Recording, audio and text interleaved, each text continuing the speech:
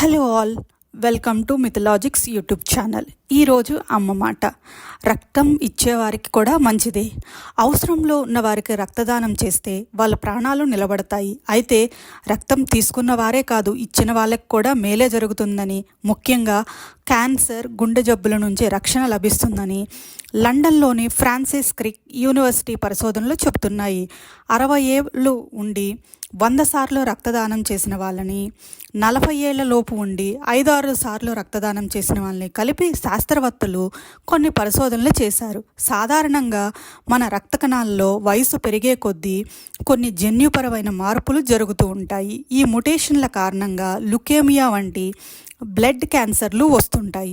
శాస్త్రవేత్తలు పరిశోధించిన 2 గ్రూపుల్లోనూ ఈ మ్యుటేషన్లు ఒకేలా ఉన్నా ఎక్కువసార్లు రక్తదానం చేసిన వారిలో పోయిన రక్త కణాల స్థానంలో తరచూ సరికొత్త ఆరోగ్యవంతమైన రక్త కణాలు రావడం, వాటిలో క్యాన్సర్ కణాల ఉనికి లేకపోవడం శాస్త్రవేత్తలు గమనించారు.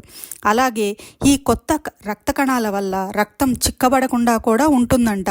దాంతో గుండె జబ్బులు, డయాబెటీస్ వంటివి కూడా తగ్గే అవకాశం ఉందని ఈ పరిశోధన తేల్చింది.